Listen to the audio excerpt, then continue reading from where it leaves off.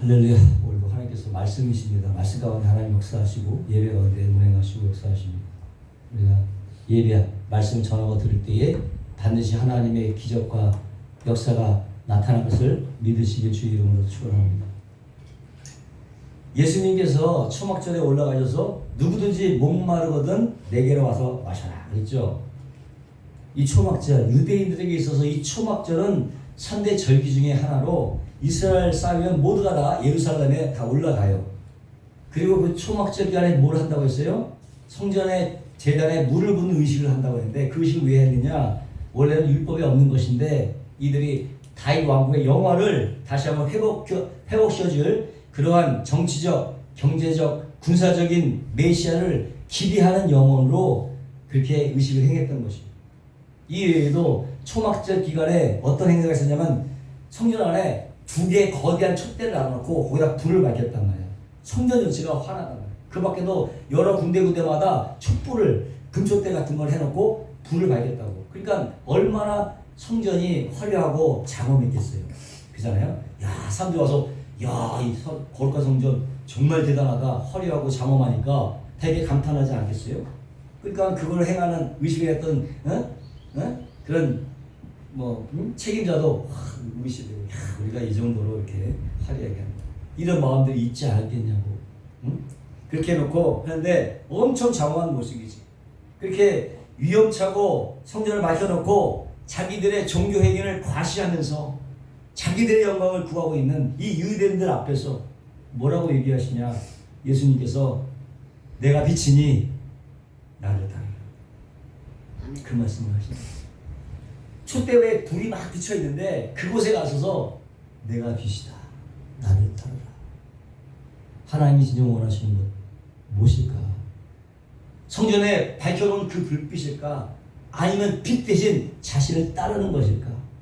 그 불빛 아래, 화려한 그 불빛 아래 가서 내가 빛이니 나를 따르라. 이렇게 말씀하시는 거예요. 응? 나를 따르라는 건 뭡니까? 초청하는 거야. 너희도 나에게 따르라. 뭐로?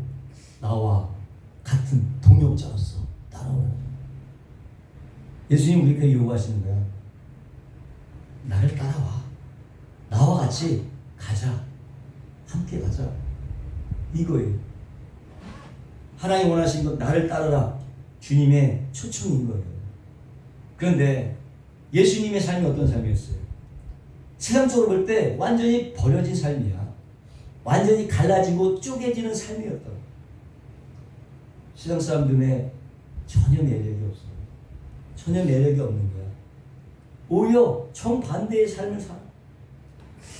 그리고 하나님으로부터도 절단된 그런 버려진 삶이었다고. 어떻게 보면 순간이지만 하나님께 버려진 삶이었어. 십자가 안에서 엘리 엘리 라마 사박다니 아버지여 아버지여 어찌하여 나를 버리셨나이까. 그런 외침이 있었지. 완전히 버려졌어. 그런데 그 후에 또 다른 외침이 있었어. 다 이루었다. 다 이뤘다. 예수님과 임무가 완성이 된 거예요. 그게 빛으로 오신 주님의 삶이었단 말이에요. 주님의 삶. 그 대가로 뭐가 탄생했어? 교회가 탄생. 아멘. 예수님이 그 대가로 교회, 믿는 자들이, 크리스찬들이 탄생하게 된 거예요. 크리스찬. 네? 그리고 이제 이 빛이, 그 빛이 우리를 향해서, 우리 교회를 향해서, 크리스찬들을 향해서 뭐라고 얘기인가? 너희도 나와 같은 삶을 살라고 초청하신다. 이게 오늘 본문의 얘기인데, 우리가 다 크리스찬이라고 하잖아요. 크리스찬은 뭡니까? 그리스도를 따르는 사람이야. 세상도 내가 크리스찬이라고 할 때는 나는 주님을 따르는 사람이라고 얘기할 수 있어야 돼요. 문제는 우리가 내가 크리스찬이라고 규정한다고 해서 크리스찬이 되는 것이 아니고 예수님과 같은 삶을 살아야 크리스찬이라고 말할 수가 있다는 거예요. 예수님 같은 삶을 살아야 되는 거야. 또 우리가 찬빛을 따르는 작은 빛이야. 찬빛을 따르는 작은 빛으로 예수님의 삶을 자신의 삶 속에서 재현하며 살아가야 되는 거예요. 크리스찬이라고 하면 그것이 때로는 버려지는 모습으로, 때로는 짓밟히는 모습으로, 때로는 쪼개지는 모습으로 때로는 낮아지는 모습이라 할지라도 우리는 어떻게 따라가야 되는 거예요. 크리스찬이라면, 예수를 따르는 그리스도인이라면, 왜? 하나님은 나를 하나님의 동력자로 하나님의 크리스찬으로 불러주시고 하나님의 구원의 귀한 도구로 불러주셨기 때문에, 그 소명 때문에 우린 다 콜링을 받은 사람이야. 너 일로 와라. 이름으로 콜링, 부르심을 받은 거야. 왜 불렀겠어? 나의 도구로, 나의 동력자로, 나를 따르는 사람으로 살아가기 위해서 우리를 불러주신 거예요. 구원이 확신돼서 콜링의 확신이야. 하나님께 부름받았다는 확신. 아멘? 이것인 거죠. 하나님 불러주셔서 우리가 이 자리에 있는 거예요. 그렇다면 뭘로? 동역자로, 예수를 따르는 사람으로, 작은 빛으로 우리를 불러주신 거. 아멘? 그렇지 않고 입으로만 말하고 머릿속에 아무리 성경 지식을 많이 알고 이해한다 할지라도 그 지식이 삶이 되지 않으면 그냥 지식으로 나오면 그 지식이 뭐예요? 남을 판단하는 도구가 돼요. 남을 판단하는 도구가 되고 그땐 거리주로 남게 되고 영적인 교만으로 바뀌게 됩니다. 지식만 있으면 삶이 없고 아는 만큼 열심히 그래서 분투하며 살아가야 됩니다. 분투하며 의지를 가지고 분투하며 살아가야 됩니다. 분투하면서 말씀대로 살려고 애를 쓰고 안 되면 주여 도와주시옵소서 분투하며 그 삶을 살아내야 되는 것입니다. 그렇지 않으면 오히려 하나님 아는 지식이 독이 되는 거예요. 독이 되고 자기 의를 쌓는 죄가 됩니다. 아멘. 누구보다도 저는 설교자로 또 말씀을 전하는 자로서 말씀을 잘 전달할 필요가 없어요. 전달할 필요가 있죠. 그리고 또한 최소도 내가 설교한 내용만큼은 지키고 살게 하여 주시옵소서. 아멘. 어떻게 보면 저의 기도 제목 중에 하나예요. 하나님, 다른 것보다도 제가 말한 대로만, 내가 설교한 내용대로만 살게 해달라고. 그게 저의 기도 제목이기도 해요. 말이 그렇게 하면서 삶은 개판이면 하나님 어찌합니까? 말씀을 전하는 자가, 설교한 자가 그대로 살지 못하면 그것이 큰 지도의 제목 중에 하나고, 또 알고도 지은 죄가 더 크기 때문에 이걸 하나님께 부인할 수가 없어요. 그래서 설교를 맛을 맡은 자의 책임이 더 크다라는 것을 저는 누구보다 잘 알고 있어요. 그리고 작금에 일어나는 여러 가지 혼란들이 있잖아요. 이런 혼란들은 근본적인 뭐냐? 교회가 교회의 기름을 다하지 못하기 때문에, 목회자가 목회자의 역할을 다하지 못하기 때문에 그에 대한 책임으로 말미암아 하나님에 대한 명백한 하나님의 경고라는 생각을 제가 떨쳐버릴 수가 없어요. 이 모든 문제는 어디서부터? 교회로부터, 목회자로부터 사실 발생이 됩니다. 하나님의 명백한 경고죠. 돌아서야 되는 거죠. 때문에 그런 사인을 보고 먼저 누구를 할 게 아니라 자신을 바라봐야 돼요. 자신의 신앙을 돌아보고 회개함으로 뭘 드려야 돼? 다른 거 필요 없어요. 마음을 드리는 거예요. 아멘. 우리의 정말 진솔한 마음만 드리면 하나님은 우리를 회복시켜 주세요. 이 나라를 회복시켜 주세요. 회복은 나로부터 시작이 돼요. 다른 거 필요 없어요. 그 마음 하나, 진정한 진솔한 마음 하나, 그거 하나만 하나님은 만족한 거예요. 그걸 보시고 의인 하나만 있어도 구원하시잖아. 내가 그 사람이 한 사람만 있어도 대한민국은 변하는 것입니다. 아멘. 하나님 앞에 진정으로 회개하는 한 사람만 있어도 대한민국은 변화가 돼요. 아멘. 다시 살아서 있다는 것을 믿으시길 주의 이름으로 축원합니다. 오늘 본문은 빛이신 예수님에 관한 내용이에요. 근데 이 본문에 들어가기 앞서서 이 말씀이 구약과 얼마나 긴밀한 연관관계에 있는가를 우리가 먼저 확인해 보고 가겠습니다. 구약 성경에 보면은 이 빛이 실제로 나타나서 하나씩 백성들을 보호하고 인도하셔갖고 약속의 땅으로 인도하신 일이 있잖아. 그렇죠? 출애굽기 13장 21절에 보니까 여호와께서 그들 앞에 행하사 낮에는 구름 기둥으로 그들의 길을 인도하시고 밤에는 불 기둥으로 그들에게 비추사 주야로 진행케 하시니 낮에는 구름 기둥 밤에는 불 기둥이 백성들 앞에 떠나지 아니하니라. 여기서 불 기둥과 구름 기둥으로 이스라엘 백성들을 인도했는데 불 기둥이 따로 있는 것이 아니라 어떤 하나의 존재가 어떤 하나의 존재가 낮에는 구름 기둥으로 밤에는 불 기둥이 돼서 그들을 인도하십니다. 어떤 하나의 존재 바로 뭡니까? 하나님의 현현이라고 해요. 하나님의 나타나심. 하나님의 현현이 낮에는 구름 기둥으로 밤에는 불 기둥으로 나타나신 거예요. 보통 우리가 성경에서 하나님이 나타나실 때는 뭘로 표현합니까? 불로 나타나기도 하고 연기로 나타나기도 하고 바람으로 나타나시기도 또 소리로 나타나시잖아요. 하나님의 현현이야. 하나님의 나타나심이야. 하나님의 현현.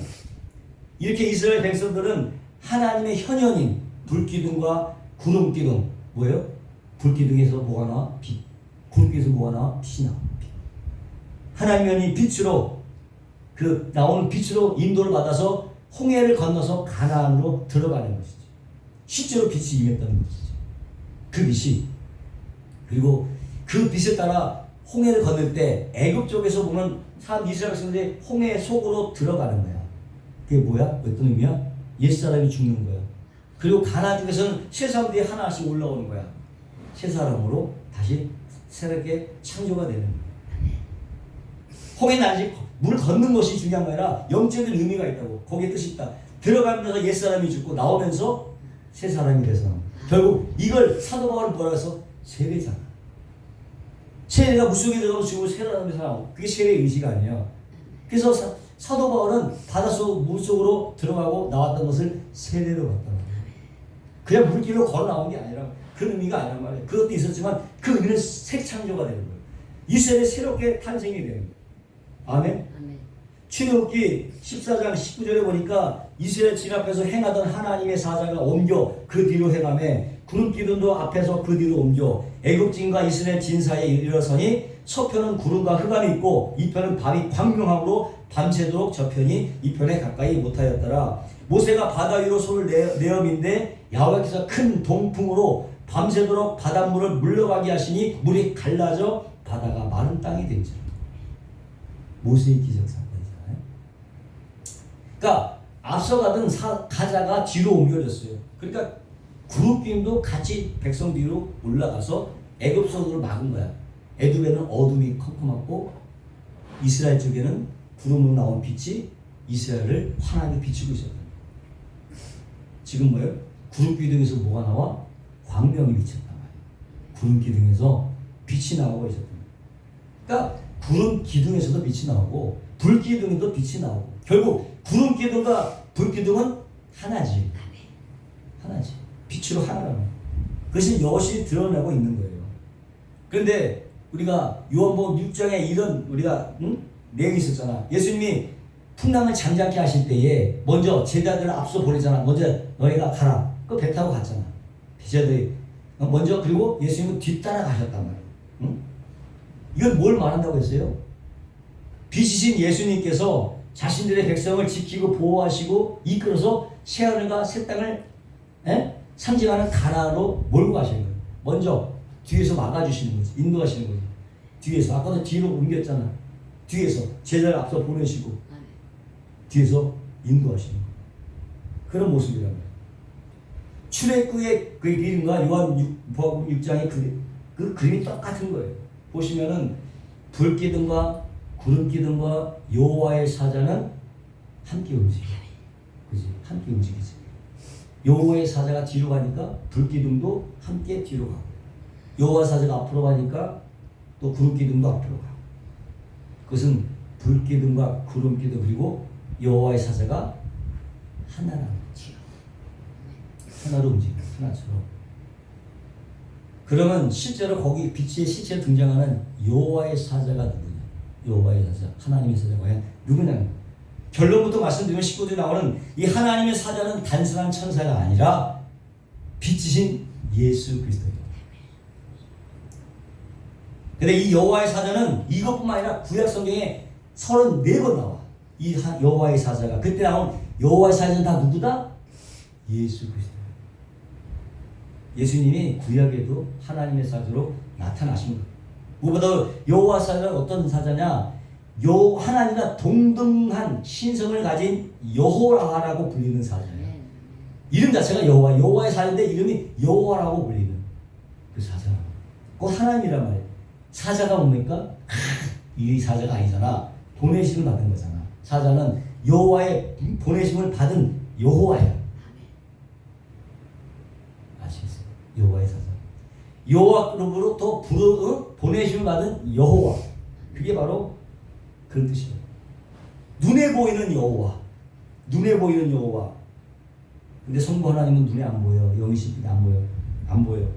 눈에 보시는 여호와가 누구예요? 성자 예수 그리스도지. 눈에 보이는 여호와. 여호와께서 보내신 여호와. 바로 예수 그리스도. 여호와의 사자는 말라기서 3장 1절에 보니까 만군의 여호와가 이르노라 보라 내가 내 사자를 여기 나와서 내 사자를 보내리니 지금 하나님이 내 사자 하나님의 사자를 보낸다고 그러잖아요. 근데 그 사자가 뭐야? 그가 내 앞에서 길을 예비할 것이요 너희의 구하는 바 주가 호련히 그 전에서 임하리니 내 사자가 너희의 구하는 바 주라는 거예요. 내 사자를 보내는데 너희의 구하는 바 주가 내 사자라는 거예요. 주는 뭡니까? 헬라어로 아도나이, 영어로는 여호와, 아니 히브리어는 여호와야. 주가 여호와, 아도나이, 여호와를 말하면 곧 너희의 사모하는 바 언약의 사자가 임할 것이라. 언약의 사자예요. 언약의 사자. 그러니까 그의 임하는 날을 누가 능히 당하며 그의 나타나는 데를 누가 능히 서리요. 그는 금을 은단하는 자의 불과 표백하는 자의 재물과 같을 것이다. 그러니까 여호와가 보내시는 언약의 사자, 하나님의 백성들이 기다리는 주 누굽니까? 바로 예수 그리스도. 예수 그리스도. 그러니까 예수님은 실제적으로 어떻게 구약 때부터 사람의 눈에 보이는 모습으로 하나님의 사자로서 하나님의 일을 하고 계셨다는 거죠. 아멘. 아멘. 그러니까 엄밀히 말하면 예수님의 인카네이션, 성육신이라는 것은 2000년에 있었던 게 아니라 그 이전부터, 태초부터 일을 하고 있었거든요. 출애굽기에 3장 2절에 보니까 여호와의 사자가 이렇게 나온단 말이에요. 여호와의 사자가 떨기 나무 불꽃 가운데 그에게 나타나시니라. 그가 보니 떨기 나무에 불이 붙었으나 사라지지 아니하는지라. 이르시되 나는 내 조상의 하나님이니 아브라함의 하나님, 이삭의 하나님, 야곱의 하나님이라. 모세가 하나님 배웠기를 두려워하며 얼굴을 가리우며. 여호와의 사자가 떨기나무 불꽃 가운데 나타나는데 뭐라고 얘기하냐? 나는 하나님이다. 나는 하나님이다. 이렇게 얘기하고 있는 거예요.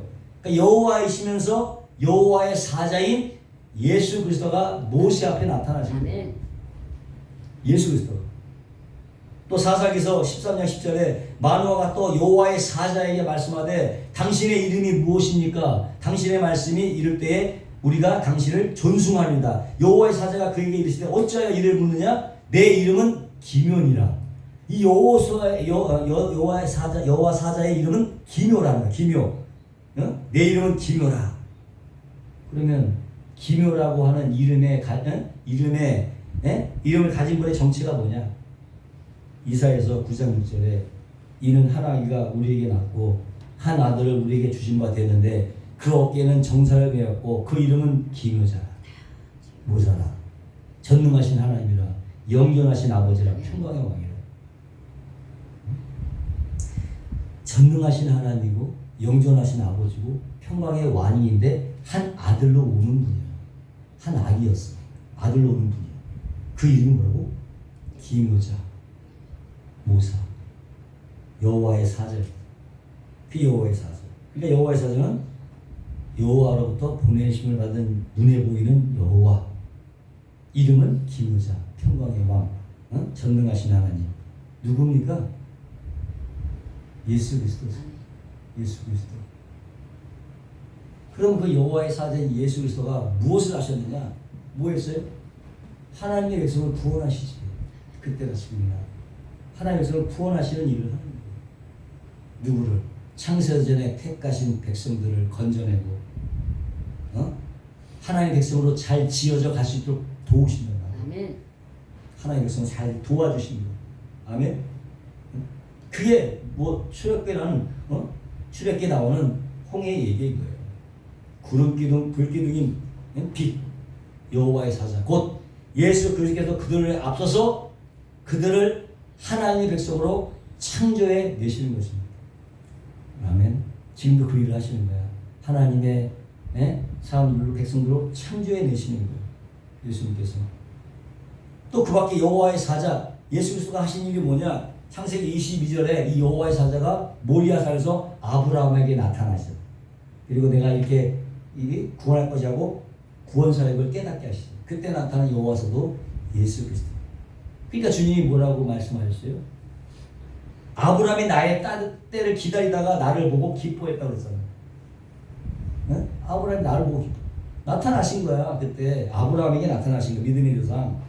그리고 모세 앞에 나타나셨지. 그리고 뭐라고 명령하신가? 예수님의 모형으로서의 역할을 맡기신 거지. 너가 나 대신에 일을 행하라. 그러니까 모세는 예수를 대신해서 모세가 한 거예요. 예수님의 모형으로 모세를 사용하신 거예요. 그리고 그 여호와의 사자가 기드온에게도 나타나셨어요. 우리 사사기서 6장 19절로 22절 한번 찾아서 읽겠습니다. 사사기서 6장 19절로 22절. 사사기? 네.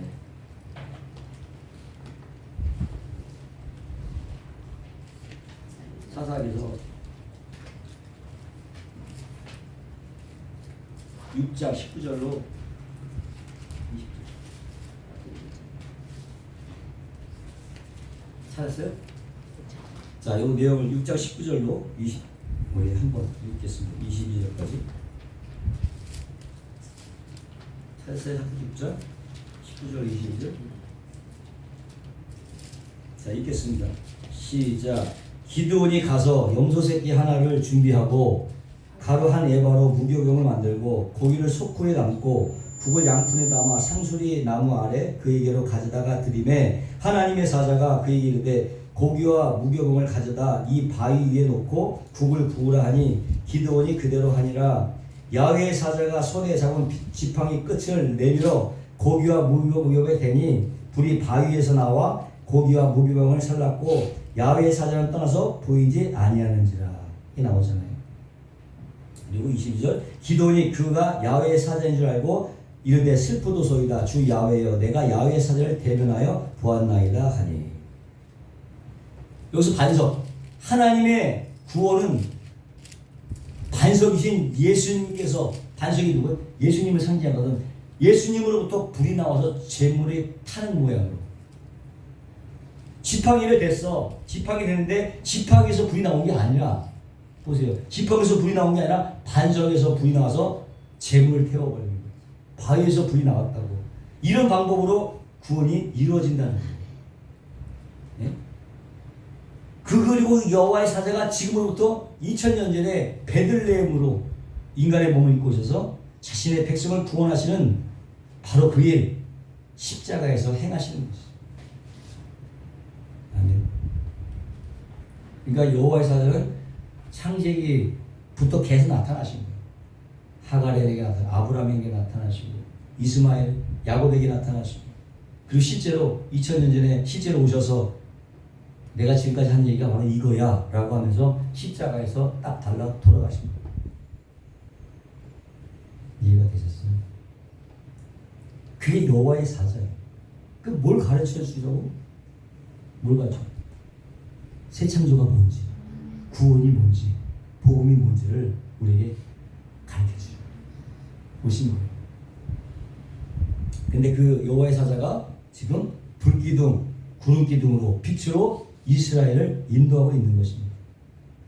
그리고 이스라엘 백성 뒤로 돌아가서 지금 바로와 애국 군대를 막고 있는 거야. 빛으로 막고 있는 거야. 자, 여러분 이 그림을 잘 연상해 보시기 바랍니다. 지금 뭐가 나와? 불기둥이 나오고 구름기둥이 나오고 빛이 나오고 바다가 있고 홍해가 있고 동풍, 바람이 나와. 모세가 바다 위에 손을 내미니까 동풍이 밤새 불어갖고 물을 갈랐어. 동풍이 불어. 바람이잖아. 그리고 거기 뭐가 있어? 빛이 있는 거야. 자, 이거 떨고. 불기둥은 빛이고, 바다는 수면, 물 수면이지. 동풍은 바람이지. 바람 뭐하면? 루하우. 하나님의 심, 성령이지. 바람은 성령이잖아요. 똑같은 소재가 창세기 1장 2절 나오잖아. 하나님의 신이 수면 위에 운행하시니라. 다음에 뭐가 나와? 빛이 있으라고 빛이 따로 나오잖아요. 똑같은 소재가 지금 딱 나와 있는 똑같은 그림인 거야. 창세기하고. 그러니까 창세기 1장 2절에 땅이 혼돈하고 공함에 흑암이 깊음이 있고 하나님의 신은 수면 위에 운행하시니라. 하나님이 가라사랍에 빛이 있으라. 빛이 있었고 빛이 나오잖아요. 땅은 혼돈하고 공허하고 흑암이 깊음 위에 있고 수면 바다는 저주의 바다지. 홍해야. 거기서 지금 애국 사람이 빠져 죽잖아. 저주의 바다. 홍해는 저주의 바다, 심판의 바다죠. 그리고 그 홍해 위로 뭐가 올라? 동풍, 바람이 부는 거야. 바람은 뭐라고? 하나님의 신, 성령이죠. 아멘. 성령이 운행하시는 거지. 거기에 비친 구둥이 보태지는 거야. 그러니까 어떻게 새 창조가 일어나는 거죠. 아멘. 아멘. 이렇게 되는 거예요. 그러니까 창세기의 그 창조 사건이 바로 이 새 창조, 이스라엘이 재탄생되는 이 새 창조를 목적으로 하고 있었던 거죠. 목적으로. 그래서 동풍, 바람, 하나님의 신, 성령, 구름, 물, 빛 이런 것들이 그 소재로 등장하고 있습니다. 천지 창조의 그 재료들이 지금 여기에 등장하고 있는 거예요. 재료들이 새 창조를 위해서. 그러니까 출애굽기 14장의 이야기는 창세기의 첫 창조 때와 똑같은 배경과 구조로 이루어졌죠. 빛에 의한 하나님의 백성들이 하나님의 백성들의 새로운 창조를 모형으로 보여주는 사건. 빛에 의한 새로운 창조. 그러면서 창세기 1장의 첫 창조는 빛이신 주님에 의해서 작은 예수로 탄생이 되는, 재탄생이 되는 구원을 미리 힘타고 있는 거죠. 그리고 창세기의 첫 창조는 그 자체가 목적이 아니고 거기서 어떻게 요한계시록 하늘과 새하늘과 새 땅으로 하나님의 백성들이 만들어 가는가를 보여주기 위한 창조였다. 첫 창조가 그게 목적이 아니었단 말이야. 새하늘과 새 땅의 진정한 목적이야. 거기 어떻게 끌고 가는가를 보여주는 것이고 그걸 설명해 주는 것이 바로 성경이라고 하는 거예요. 성경은 그걸 설명하고 있는 거야. 근데 그런 빛에 의한 새로운 창조에 있어서 빠짐없이 등장하는 게 뭐냐면 어떻게? 갈라짐이야. 갈라진다는 것은 쪼개지는 거랑 똑같은 거냐. 홍해가 갈라졌어. 갈라지는 거와 쪼개지는 것은 똑같은 단어야. 갈라졌어. 쪼개졌어. 창세기 1장에도 궁창 위의 물과 궁창 밑의 물이 갈라지잖아. 쪼개지는 거야. 셋째 날은 물과 묻이 갈라지잖아. 물과 땅으로 쪼개지는 거야. 묻이 드러나지. 응? 그러니까 물과 묻이 갈라지고 궁창 위의 물과 궁창 아래의 물이 갈라지고 쪼개지는 거야. 근데 출애굽에서는 뭐가 갈라져? 홍해가 갈라지잖아. 그래서 뭐가 드러나? 묻이 드러나잖아. 마른 땅이 드러나는 거야. 창세기와 똑같은 그림이야. 똑같은 그림이야. 그 쪼개짐 속에서 뭐 어떻게 이제 4일, 5일, 6일 때는 그거 채워놓잖아. 새와 태양과 해와 달을 또 기는 것과 곤충들이 채워지잖아요. 4, 5, 6 때. 근데 14장에서는 쪼개진 물기 속에서 뭘 채워넣어? 하나님의 백성들이 들어가잖아. 그 속으로. 하나님의 백성들이 채워지는 거야. 그리고 거기서 다시 나와. 하나가 더 붙였어. 채워질 뿐만 아니라 거기서 나오는 거야. 뭔가 보태지고 있잖아요. 그래서 계시의 점진성이라고 해요. 하나님은 계시 안에 조금씩 보여줘. 조금씩 더해가면서 보여. 그걸 계시의 점진성이다. 그렇게 얘기하는 거예요. 이렇게 창세기 1장에서 첫날부터 셋째 날까지 갈라놓고 쪼개놓고 넷째 날, 다섯째 날, 여섯째 날 거기다 막 채워놓으신 것 같이 출애굽께서는 물과 묻을 갈아 쪼개버리시고 그 안에다가 이스라엘 백성들을 채워넣는 거예요. 그게 뭐라고? 그게 세례라고 했잖아요. 세례. 고린도서 10장 2절에 모세에게 속하여 다 구름과 바다에서 세례를 받고 세례를 받았어. 세례는 구약의 할례를 담고 있는 거예요. 할례의 정신을 담고 있어. 할례의 뜻이 뭔지 아세요? 원래 자르다가 아니라 그것은 쪼개진다는 뜻이에요. 쪼개는 거예요. 할례는 쪼개는 뜻이 있어요. 그게 어떤 사건으로 나타나면 15장에 하나님께서 아브라함과 약속을 할 때 횃불 언약이라는 걸 내는데 그때 재물을 반을 딱 쪼개. 그 쪼갠 재물 사이로 하나님이 지나가. 한 횃불로 지나가시는 거예요. 그 쪼갠단 말이에요. 그것과 연결되는 거예요. 할례라고 하는 쪼개는 거야. 쪼개는 거. 10절에 보니까 아브라함이 그 모든 것을 가져다가 그 중간에 쪼개고 그 쪼갠 것을 마주 해놓고 그 새는 쪼개지 아니하였으며 해가 져서 어두울 때 연기나는 화로가 보이며 타는 횃불이 하나님의 현현이야. 타는 횃불이 쪼갠 고기 사이로 지나더라. 타는 횃불이 지나고 쪼갠 고기 사이로 타는 횃불, 연기나는 회로, 쪼개짐의 단어, 또 쪼개짐의 사이로 하나님이 지나가시잖아요. 쪼개짐. 창세기 1장과 창세기 10장에 나왔던 소재와 배경이 그대로 등장하고 있는 거예요. 그것은 뭐냐? 바로 너희 후손 나의 백성들 내가 이렇게 쪼개지는 모양으로 반드시 만들어낼 거다. 누가 쪼개져? 하나님이 지나가시면 쪼개지는 모양으로 내가 다시 창조해내고 말 거다 라는 것을 보여주고 있는 거죠. 그렇죠. 그 하나님 백성들이 홍해 그 쪼개진 속에 들어가서 다시 태어나는 모양으로 홍해에서 나오는 거예요. 그래서 이미 창세기 15장에 쪼갠 고기 사이로 지나가는 횃불로 미리 암시하고 있었던 거예요. 아멘. 그리고 그것이 구약에 있는 그 내용이 지금 신약의 요한복음 1장에 와서 그대로 반복되어서 설명하고 있는 거죠. 요한복음 첫째 날 뭐 빛이 세상에 오매 빛이 오셨잖아. 창세기 1장 빛이 있으라 빛이 왔잖아. 근데 사람들이 알아보지 못했어요. 그래서 두 번째 날에 예수님이 세례를 받아요. 세례는 쪼개짐이잖아. 쪼개지는 거야. 각각 쪼개지는 거야. 갈라지면 예수 그리스도의 쪼개짐. 세례는 예수님의 쪼개짐. 빛이 오셔서 사람들이 어둠을 알아보지 못하니까 예수님이 세례를 받음으로 쪼개시는 거예요. 쪼개져 버리는 거예요. 그리고 셋째 날 예수들과 제자들이 함께 한단 말이야. 죄인들과 연합하는 거지. 왜? 어떻게? 세례를 받았기 때문에 세례는 뭐라고 해서 죄인과 연합이라고 했잖아요. 이 제자들과 연합을 함께 거한단 말이지. 예? 그리고 넷째 날, 다섯째 날, 여섯째 날 예수님께서 제자들을 부르시는 거예요. 채워 넣는 거야 이제 하나님의 백성들을. 예? 창세기 첫째 날, 둘째 날, 셋째 날 그 틀 안에다가 넷째 날, 다섯, 여섯째 날이 채워지듯이 요한복음 첫째 날, 둘째 날, 셋째 날의 그 틀에 하나님께서 만선선에 택하신 자들을 채워 넣는 것입니다. 그리고 일곱째 날 안식하셨잖아. 요한복음으로 일곱째 날 뭐였어? 가나의 혼인잔치. 응? 안식이 인 거지. 안식. 바로 어린 양의 혼인잔치가 포도주로 완성된 것이라는 것을 보여주는 거예요. 아멘. 이렇게 성경이 하나님의 계시를 처음부터 보여주지 않고 조금씩 보여주는 거야. 이게 계시의 점진성이라고 하는 거예요. 결국 요점은 뭐냐? 빛이신 예수님께서 홀로 십자가에서 쪼개짐으로 하나님의 백성들이 탄생하게 되는 거예요. 아멘. 교회가 탄생하게 된다는 것입니다. 이게 성경 전체를 달리고 있는 거예요. 어디를 향해서? 십자가를 향해서 달리고 있는 것입니다.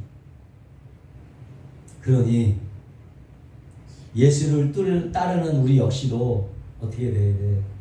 예수님처럼 쪼개지고 버려지는 작은 빛으로 살아가야 돼. 아멘. 나는 세상의 빛이니 나를 따르는 자는 어둠에 다니지 않고 생명의 빛을 얻으리라. 아멘. 그런데 자신들도 지키지 못하는 율법을 들고 나와서 그 찬빛을 죽이려고 하는 그 유대인들, 그들이 바로 어두움이야. 어두움. 그 어둠 앞에서 내가 빛이다. 나를 따르는 자는 생명의 빛을 받은 자라고 지금 말씀하고 있는 거예요. 그러니까 작은 빛으로 부르신 우리 역시도 어떻게 해? 예수님이 쪼개지고 버려지는 삶을 살아가야 되는 것입니다. 예수님의 삶을 전해야 되는 거예요. 그게 진정한 의미의 전도죠. 예수 믿으세요 말만 전하는 게 아니라 뭘 전해야 된다고? 예수님의 삶을 전해야 되는 거예요. 그게 진정한 의미의 전도야. 예수님의 삶을 전도해야 되는 거야. 삶을 전도해야 되는 거야. 그러니까 쪼개짐과 버려짐의 삶이 전제되지 않으면 전도나 가르침이 무력한 것이죠. 전도는 말로만 하는 것이 아니야. 삶으로 전하는 것이에요. 뭘 한다고 전도는? 삶으로 전도하는 거예요. 삶으로. 예수님의 삶을 보세요. 참비신 예수님께서 십자가에서 완전히 자신을 버리셨잖아.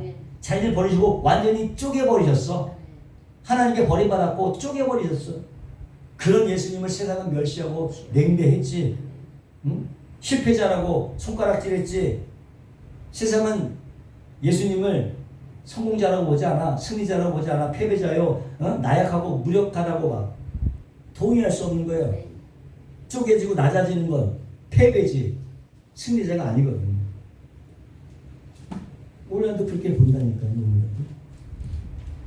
그런 가치관 속에 있는 사람들은요, 예수님이 지금 오셔도 멸시하고 냉대하고 아마 죽이려고 달려들 거라고. 지금도 마찬가지예요. 그때는 정말 인간의 모습은 별 차이가 없어요.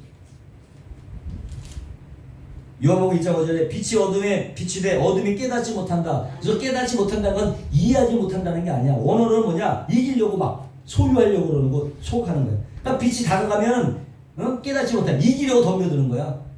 태워버리려고 덤벼드는 거야. 막 소유하려고 덤벼드는 거야. 공격한다는 거야. 빛을 보면은 깨닫지 못하는 거 이해하지 못한다는 게 아니라 덤벼든다니까. 빛이 어둠에 비치되 어둠이 깨닫지 못하다. 어둠이 도전한다고 온다니까. 공격해 들어온다니까. 죽이려고. 그 얘기. 그러니까 요한복음 이 말씀은 요한복음 5장 말씀의 부연 설명인 거야. 그러니까 율법과 절기를 지키면서 여전히 자신의 자지점을 굳게 지키려고 하는 이 유대인들 뭐라고 해서 어둠이지. 이 어둠에 대고 비치신 주님께서 일가를 하는 거야. 너희들은 어둠이다. 내가 빛이야. 너희들 착각하지 마. 그렇게. 그러니까 이 어둠이 어떻게 해? 참빛을 꺼버리려고 막 그걸 껐다고 생각을 했어. 근데 오히려 그 빛이 천국의 불로 지금까지 활활 타오르고 있지. 지금까지도. 아멘. 근데 우리는 하나님께 뭘 구해요? 하나님 저의 능력 주세요. 이것만 구하지. 그저 하나님 좀 나를 쫓아다니면서 그냥 도와만 주시기를 바라지. 아멘. 예수님의 삶을 정작 구하지 않아요. 예수님의 삶을 구하지 않는다고. 그게 마음 아프신 거지. 버려지거나 쪼개짐을 구하지 않아. 예수님 쪽의 삶을 사는 걸 구하지 않는다니까. 복받기만 구하고 자기의 응답받기만 구하고 사회의 소원만 들어주기를 응답하는 그것만 구하지. 예수님의 삶을 사는 걸 구하지 않는다니까. 여기에 실패가 있었던 거예요. 이걸 강조하지 않기 때문에. 믿음이 언제 힘을 발휘하냐고. 믿음이라는 게 언제 모든 게 잘되고 평화할 땐 믿음을 구사할 이유가 없어. 어때 힘을 고난 당할 때 믿음이 발휘하는 거야. 아멘. 버려지는 상황, 쪼개지는 상황, 고난의 상황에서 믿음이 발휘가 되는 거야. 그 믿음 보기를 하나님이 원하시는 거야. 그러니까 그래서 어떻게 고난이 믿는 자에게 유익인 것입니다. 아멘. 고난이라는 것이 유익이라니까. 아멘. 지금 이 현재 상황이 우리에게는 유익인 거예요. 아멘. 왜? 믿음을 발휘할 수 있는 기회가 되기 때문에.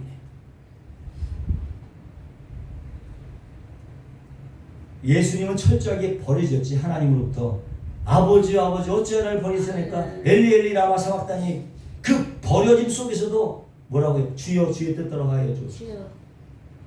하나님을 의지했어. 그러니까 다 이뤘다. 그런 선포가 나오는 거야. 아멘. 하나님이 그를 높여서 우편에 앉히셨지. 할렐루야. 아멘. 그렇게 영광 받는 거야. 아멘. 그 삶을 우리가 살아가도록 하나님을 우리를 불러주신 주여. 작은 빛으로 크리스찬으로 그 삶을 이 땅에서 우리가 살아내야 되는 것입니다. 아멘. 아멘. 야, 쟤는 어떻게 예수님과 똑같아? 예수님 같아? 작은 예수 같아? 이런 소리를 들어야지. 응? 예수님이 어디까지 내려가시면 심지어 지옥까지 내려갔다는 그런 얘기를 해요. 우리 사도신경에는 빠져있지만 모든 세계의 모든 사도신경에 들어가 있는 말이 있어요. 뭐냐면 He descended 내려간다는 말. He descended into hell. 지옥으로 내려가. 그가 예수님께서 지옥으로 내려갔다는 말이 나와. 사도신경에 지옥에 내려가셨다. 저는 예수님이 진짜 지옥에 내려갔을까? 지옥에 내려갔을까? 표현은 그렇게 되는데, 근데 여기서 음부라고 하는 단어 있잖아요. 하데스라고 하는 단어야. 물론 이 하데스가 그 장수적인 지옥의 개념을 말하기도 하지만 하나님과 단절된 상태, 분리된 상태, 그 상태를 히브리 사람은 죽음이라고 했고 그걸 하데스라고 했단 말이에요. 장소적 개념도 있지만은 하나님과 단절된 그걸 히브리 사람은 죽음을 갖고 그걸 하데스라고 표현했단 말이에요. 죽음인 거지. 여기서 말하는 것은 하데스는 후자를 얘기하는 거야. 지옥에 내는 장소적 개념이 아니었단 말이죠. 근데 어떤 사람들은 예수님이 진짜 지옥에 갔다고 복음을 전했다고 그래서 천국으로 풀어 올라갔다고 그런 얘기를 한다고. 근데 성경에 그런 얘기가 없어요. 지옥에서 어떻게 씨 피우며 이를 갈미 있지. 거기서 막 회개하고 돌아왔다는 얘기는 없어. 지옥에 가서 돌아왔다는 얘기가 성경에 없어요. 루터 종교, 루터교도 예수님이 지옥에 내려가서 승리를 선포했다고 그렇게 얘기해요. 그 근거 구절이 뭐냐면 베드로전 3장 19절이에요. 베드로전 3장 19절 근거에서 예수님께서 지옥에 내려가서 승리 선포했다 이렇게 얘기하고 있는데 베드로전서 3장 19절 이렇게 돼 있어요. 저가 또한 영으로 옥에 있는 영들에게 전파하시니라. 예수님께서 영으로 옥에 있는 지옥에 있는 영에게 전파하셨다 이렇게 얘기하고 있는 거야. 근데 이게 예수님의 죽음 다음에 한 이야기인데요. 다음 나온 얘기인데 그 20절에 보면 그들은 전에 누구냐면 그 영들은 그들은 전에 노아의 날 방주 예비할 동안에 하나님을 오래 참고 기다리실 때에 순종치 아니하던 자들이라. 방주에서 물로 말미암아 구원을 얻을 자가 몇 명뿐이니 겨우 8명이라. 물은 예수의 부활하심으로 말미암아 이제 너희를 구원하는 편이 곧 세대라. 또 세대가 나오잖아. 세대 쪼개짐이잖아. 육체의 더러운 것을 제하여 버림이 아니요 오직 선한 양심이 하나님을 향하여 찾아가는 것이라. 그러니까 우리의 선한 양심이 하나님을 찾아가는 게 세례라는 거야. 그게 세례라고 얘기하는 거예요. 지금 이 구절은 지금 베드로가 고난당하고 있는 초대 교회 성도들에게 던지는 위로의 메시지였단 말이에요. 위로의 메시지. 그게 10절과 16절과 10절에 연결되는데 선한 양심을 가지라 이 말이 나와요. 선한 양심을 가지라. 16절 선한 양심을 가지라. 이는 그리스도 안에 있는 너희의 선행을 욕하는 자들로 그 비방하는 일에 부끄러움을 당하게 하려 함이라. 선을 행함으로 고난을 받는 것이 하나님의 뜻일진데 뭐예요? 선을 행함으로 고난을 받는 것이 하나님의 뜻이에요. 여러분 하나님의 뜻이 무엇입니까? 구하잖아요. 선을 행함으로 고난 받는 게 하나님의 뜻이라니까. 그게 하나님의 뜻이야. 그게 뜻일진데 악을 행함으로 고난 받는 것보다 나으니라. 선을 행함으로 고난 받는 게 하나님의 뜻이야. 근데 너네들 그렇게 고난 받고 있지 않냐? 그 얘기하는 거야. 위로해 주는 거야. 응? 그리고 예수의 순환 얘기하면서 지옥에 있는 영들에게 복음을 전파하는 일로 이어지는데 우리가 지금 읽은 베드로서 3장 19절에 뭐가 빠져 있냐면 지금이란 단어가 빠져 있어. 그럼 그 지금이라는 단어를 넣어서 번역하면 이렇게 되는 거예요. 예수님께서 영으로 지금 지옥에 있는 영들에게 이미 복음을 전하셨다. 됐어요? 이해가 됐어요? 지옥에 내려간 게 아니지. 예수께서 영으로 지금 지옥에 있는 영들, 이 영들은 뭐야? 그 홍수 때 믿지 않았던 사람들이야. 지금 지금 지옥에 있는 영들, 그걸 이미 복음을 누굴 통해서? 노아를 통해서. 예수님이 직접 지옥에 내려가서 전한 게 아니고 노아를 통해서 전하셨다는 얘기가 되는 거예요. 응? 여기에 그 지옥은 하데스가 아니라 감옥이라는 필라케라는 단어. 지옥. 그래서 지금 지옥에 들어가 있는 영들은 과거의 노아 시대에 노아의 말을 듣지 않고 반죽 속으로 들어오지 않은 자들이라고 얘기하는 거예요. 그 예를 들면서 주님이 그들에게도 영으로 복음을 전하셨다. 누굴 통해서? 노아를 통해서. 노아는 선지자였어. 선지자는 뭐하는? 성령으로 아니면 하나님의 말씀을 전한 자가 선지자였단 말이지. 근데 그들이 노아 얘기를 듣지 않았어. 예수님께서 노아를 통하여 영으로 전했는데 복음을 듣지 않아서 지금 지옥에 있다는 것입니다. 그렇잖아요? 근데 그 중에 8명만 구원을 받았어. 그리고 그 8명 안에 우리가 들어가 있는 거야. 그 8명 안에. 왜냐면 그들로 우리가 들어가 있는 거죠. 얼마나 큰 은혜냐. 그 얘기잖아요. 그런데 그런 우리가 선한 양심을 가지고 이 세상을 살면서 그 고난 당한 거 그걸 못 견디느냐 이거지. 그렇게 은혜를 받았는데 그까짓 거 그 고난 선한 양심으로 받는 고난을 못 참느냐 이거예요. 그거 하나 못 참느냐. 그렇게 은혜를 받았으면서. 그게 하나님의 뜻인데 너네 하나님 뜻 구하지 않냐? 그게 하나님의 뜻이요. 뭘 더 구해? 행하면 되는 거지. 그러니까 이곳에 뭐 예수님이 지옥에 갔다 안 왔다 이런 거에 초점 맞춘 게 아니라 단지 믿는 자들이 선한 양심으로 하나님께 대답하는 삶을 살아야 된다는 거예요. 그 삶이 사실 쉽지가 않지. 고난이 따르기 때문에. 그리스도 삶은 고난에 동참하는 삶입니다. 화려한 삶이 아니에요. 절대. 어서 인기나 누리고 이런 삶이 아니라고. 대접받는 삶이 아니에요. 그리스도의 삶은 고난의 삶이었잖아요. 예수님도. 주님이 지옥에 내려가셨다는 건 실제로 지옥에 내려간 것이 아니라 하나님의 관계가 단절돼서 완전히 분리된 상태로 떨어져 버린 예수 그리스도의 그 고통을 말하는 거예요. 그 고통. 예수님에게서는 그것이 지옥과도 같은 경험이었다는 거죠. 어? 그렇지 않겠어요? 예수님은 창조 전에 이미 하나님과 한 번도 떨어져 본 적이 없어요. 근데 딱 한 번 십자가에서 무려 6시간 동안 하나님과 떨어져 있었잖아. 주여. 아침 9시부터 6시까지, 오후 3시까지 그렇게 외치는 거예요. 하나님, 아버지 어찌 나를 버리셨나이까? 외쳤단 말이에요. 손과 발에 박힌 못이 너무 아파서? 아니지. 옆구리를 뚫창이 너무나 고통스러워서 외치신 게 아니란 말이에요. 하나님과의 분리 생각할 수도 없는 건데 우리 때문에 8시간, 예수님에게서 8시간은 우리 영혼과 맞먹는 시간이야. 그 8시간이 철저하게 하나님으로부터 분리가 되고 버려졌단 말이에요. 하나님의 버림받은 느낌, 여러분 무시무시한 거예요. 내가 초창기 신학교 때 처음으로 설교한 날이었는데 여러 가지 설교를 짜집기 위해서 갔는데 왠지 찔리는 거야. 중간에 막 기도를 하고 말씀 전했는데 왠지 마음에 걸려. 내가 이거 뺏겨서 내 마음에 걸려. 끝나고 나서 기도를 막 시키는데 기도를 당원하다 기도를 인도시키는데 애들이 이걸 알고 공격해 오는데 사람들의 당원 소리가 완전히 나를 적대시하는 그런 나를 대적하는 말씀을 느껴지는 거예요. 사탄이 착각하게 만들었어. 그때 어떤 느낌이 드냐면 하나님도 완전히 버려진 거예요. 너무 끔찍했어요. 그게 하나님한테 완전히 버려진 느낌, 그걸 갖다 줘. 내가 잠시나마 느꼈어. 와, 그건 진짜 엄청나게 공포스러운 것이고 아무런 생각이 안 들더라고. 그런 느낌을 사단이 갖다 줬어요. 근데 잠시인데도 견디지 못하는데 또 그 후에는 금방 오해가 풀려서 회복이 되긴 했지만 조금 순간. 근데 예수님은 그런 시간을 8시간 영웅 같은 시간을 버텨냈다. 그런 고통을 받으신 거예요. 그런데 그러한 버려짐과 쪼개짐에 초청하신 거예요. 우리를 초청하셨어요. 그래서 말씀하잖아요. 여우도 굴이 있고 공중의 새도 거처가 있는데 인자는 머리 둘 곳이 없다. 그래도 나를 쫓아올래? 그래도 나를 쫓아올래?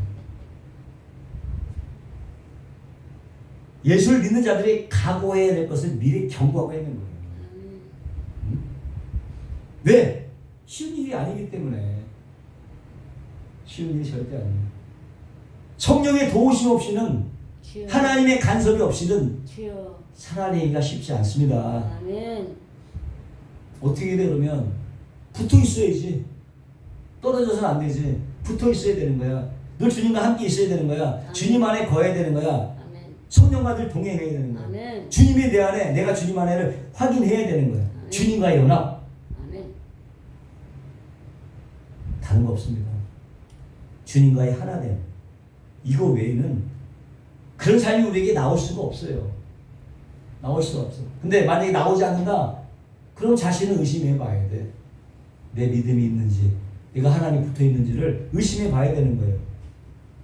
빛의 삶이 뭐야? 빛의 삶이 복이 그렇게 영광스러운 삶이 아니거든. 빛의 삶이라고 하는 거는 무슨 삶이야? 보니까 버려지고 쪼개지고 낮아지고 기다리는 인내의 삶이야. 빛이고 기쁨의 순간은 아니지. 그 고통의 순간 속에서 어떻게 하나님의 연합을 생각해야 돼. 내 이 고통의 순간에도 내가 하나님의 팔을 놓지 않고 있구나. 아니면은 내가 하루에도 몇 번씩 나는 손을 놨지만은 하나님까지 나를 붙들고 계시는 아멘. 둘 중에 하나를 확인해야 되는 거야.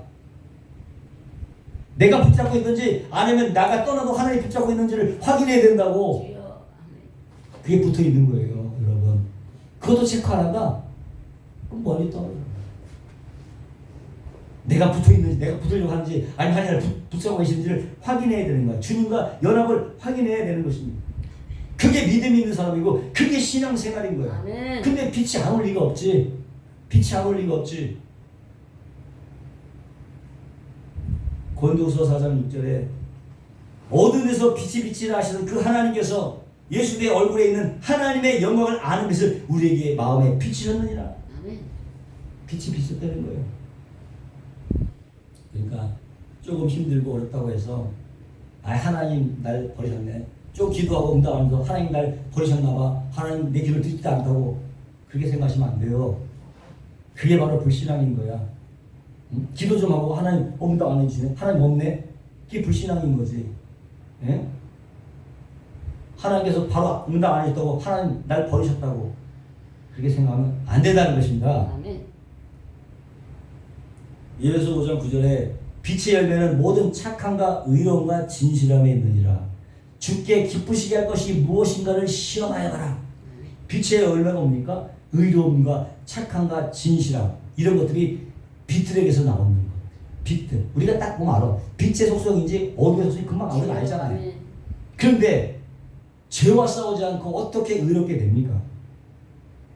악에 대항하지 않고 어떻게 착함이 됩니까? 거짓을 물리치지 않고 어떻게 진실한 자가 되냐 이거죠. 어? 내가 손해보지 않고 어떻게 남에게 유익을 끼치게 하고 내가 상하지 않고 어떻게 남을 치유할 수 있느냐 이거. 그렇잖아요. 자기 희생 없이 무슨 사랑을 나눠줄 수 있겠어? 희생 없는 사랑이 없잖아요. 희생 없이 무슨 사랑을 나눠주겠어? 말로만 공허한 메아리에 불과한 거예요. 하나님 그런 거 인정하지 않아요. 뭘 하나님께 여러분이 내놓을 수 있겠냐고요. 네? 뭘 위해서 하나님께 내놓을 수 있겠냐고. 그러니까 하나님을 위해서 선을 행함으로 당하는 고난과 환난과 핍박과 고통이 얼마나 복이냐. 주여. 아멘. 복의 개념이 바뀌어야 돼요, 여러분. 이게 복인 거야. 아멘. 진정한 복인 거야. 고난을 대한 태도가 달라져야 되는 것입니다. 주여. 그래서 고난이 우리한테 유익이 되는 거예요. 아멘. 뜻대로 하나님의 뜻대로 하는 고난, 이게 아름다운 거지. 그냥 죄를 져서 매맞는 고난은 괴로운 것이지만, 예?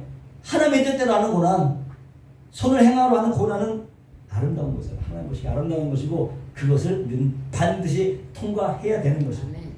반드시. 왜? 믿음이 있잖아. 우리는 믿음이 있잖아. 왜? 하나님이 함께 하시잖아. 왜? 찬란한 소망이 있잖아. 아멘. 얼마나 충분한 이유가 된다고. 그런 고난에 동참하는 충분한 이유가 됐기 때문에 여러분 우리가 이 길을 걷는 것입니다. 아멘. 도대체 저 삶 속에 뭐가 있길래 저 지방이도 저렇게 꿋꿋하게 의아시 품고 사람들이 관심 갖고 와. 주여. 하나님께로 다가오는 거야. 그게 존재죠. 뭐가 존재? 그게 존재야.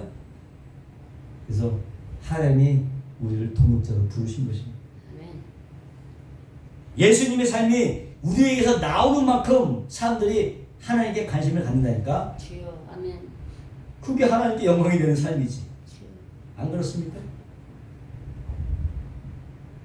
아브라함 보세요. 아들을 얻는데 25년의 세월이 걸렸어. 25년. 하나님이 아들 준다고 했는데 주면 빨리 줘야 되지. 무려 25년을 기다리는 거야. 거기서 아브라함이 얻은 유익이 뭐예요? 믿음이었어. 25년 동안 믿음이야. 그래서 믿음이 조상이 된 거예요. 때문에 하나님은 우리의 믿음을 위해서 아멘. 그런 기다림의 시간, 아멘. 그런 버려짐의 시간, 아멘. 그런 쪼개심의 시간을 우리에게 허락하시는 것입니다. 아멘. 거기서 우리가 발휘해야 될 것은 뭐야? 믿음인 거지. 아멘. 끝까지 붙잡고 나가는 믿음. 아멘.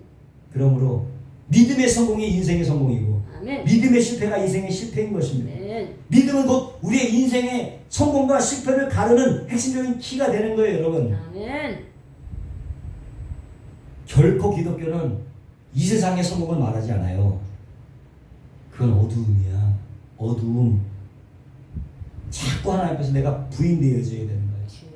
그게 빛의 삶이야. 그런 자기 부인은 세상을 향한 사랑으로 표현되어지게 되어 있습니다. 주여. 아멘. 아멘. 결국 하나님의 뜻은 우리가 사랑하는 사람이 되고 그 사랑을 흘려 보내기를 원하는 거지. 아멘. 또 흘려 보내는 만큼 하나님의 사랑을 채워주시지. 주여. 하나님 사랑 받고 가만히 있다? 더 채우지 않아. 흘려 보내야 하나님의 사랑이 계속 채워지는 거야. 아멘. 그러니까 마음껏 흘려 보내세요, 여러분. 또 채워지니까 마음껏 여러분 사랑을 흘려 보내시길 바랍니다. 아멘. 남의 고통을 보고 남의 고통을 보고 조롱하고 남의 악을 보고 비난하는 것 자체도 사실 성도의 올바른 태도가 아니죠. 주여. 얼마든지 나도 그 상황에 닥칠 수 있어. 그 일이 나에게 닥칠 수 있어. 당장 하나님께서 코에서 호흡만 가져가면 언제 지금 당장에도 하나 앞에 올라갈 수 있단 말이야. 불려갈 수 있는 존재란 말이에요. 하나님께서 우리를 구원하신 것은 구원을 전하라고 불러주신 것입니다. 하나님을 우리를 사랑해 주신 것은 사랑을 전하라고 사랑을 주신 거예요. 우리만의 구원, 우리만의 소망, 우리만의 꿈에 빠져 살면 안 되는 것입니다. 자꾸 나눠줘야 돼. 팔을 우리가 품으면 안는 만큼 늘어나게 되니까 이 팔이 늘어나. 그냥 품어주고 그냥 안아주는 거예요. 아멘. 서로를 향해서 진정으로 사랑할 수 있다면 그게 진짜 복 있는 사람이고 그게 진짜 복인 거예요. 아멘. 다른 거 없습니다. 한 가지만 뭐야? 하나님을 사랑하느냐. 내가 너를 사랑한 것이 서로 사랑하는 거예요. 이것도 신고예요. 이것이 바로 율법의 마침이고 율법의 완성이고 우리가 반드시 가야 될 길인 줄 믿습니다. 아멘. 기도하겠습니다. 어릴 것이고 영원한 것이 하나님. 율법의 마침이자 완성 하나님의 사랑을 받은 자로서 하나님의 사랑을 전하는 이 모두가 되어지게 하여 주옵소서. 예수님의 이름으로 기도하옵나이다. 아멘.